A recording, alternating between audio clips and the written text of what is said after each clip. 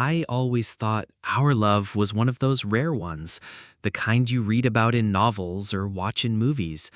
We met in college, two broke students with big dreams and zero plans. She was radiant, smart, and fiercely independent. I was drawn to her light like a moth. We dated for 4 years before tying the knot. Everyone said we were perfect together. I believed them. Our marriage was far from glamorous, but it was full of little joys: late night drives, cheap takeout on the couch, long talks under worn out blankets. We built our life brick by brick, rented apartments, jobs we didn't love, then finally, careers that paid enough to buy our first house. Then came the baby, our son. That boy changed everything. The love I saw in her eyes when she held him, it made me fall for her all over again. I worked harder to support them both. Overtime, side projects, saving for a future. I thought she understood. I thought we were aligned. But something shifted about 2 years into parenthood. She became distant, tired, frustrated. I blamed it on stress. Parenthood is hard. I offered help, took nights with the baby, gave her time off on weekends, but even when we were together, she wasn't with me. Her eyes were elsewhere. Her laughter faded. Her phone became a constant companion. I asked once if she was okay. She said she was just overwhelmed. That was the end of that conversation. The signs started adding up: late night texting, bathroom breaks with the phone in hand, sudden interest in looking nice to go to the grocery store. I gaslighted myself. Don't be paranoid. She's the mother of your child. She wouldn't. Then one day, our son had a fever, and I couldn't reach her for hours. When she came home, her excuse was full of holes. Her yoga class had ended hours ago, but she was freshly showered. She avoided my eyes. That night, I couldn't sleep. I did something I promised myself I'd never do. I checked her phone. The passcode had changed. That was confirmation enough. But I didn't confront her right away. I wanted proof. I needed to be sure before I destroyed what we had.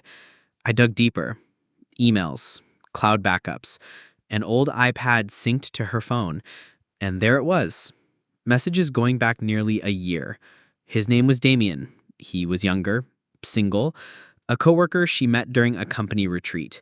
The messages started off innocent: complaints about work, life, parenthood, but then came the flirting, the wish you were here texts, the pictures, the hotel bookings. She had been sleeping with him during my double shifts, on weekends when I took my son to my parents, even once on our wedding anniversary when she said she needed a night to herself. I didn't cry. I didn't scream. I just shut the iPad, tucked my son into bed, and sat on the porch with a beer until morning. When I confronted her, she didn't deny it. She looked tired, hollow, said she didn't plan for it to happen, that she felt invisible, that I worked too much, that Damien made her feel seen. I asked her if she loved him. She paused. That pause said everything. The next week, I filed for divorce. She begged me not to ruin our son's life, said we could work through it, go to therapy. But my trust had been buried under hotel receipts and voice notes of her whispering his name. There was no fixing this. The divorce was messy.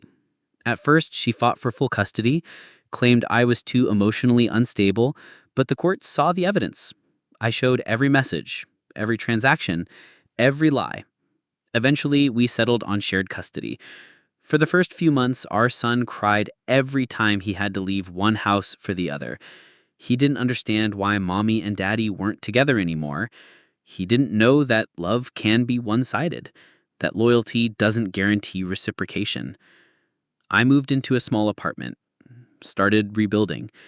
I kept routines for my son: bedtime stories, Sunday pancakes, walks in the park. I showed up every time, no matter how broken I felt inside.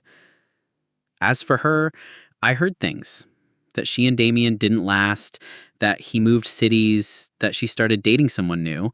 But I didn't ask. I didn't care.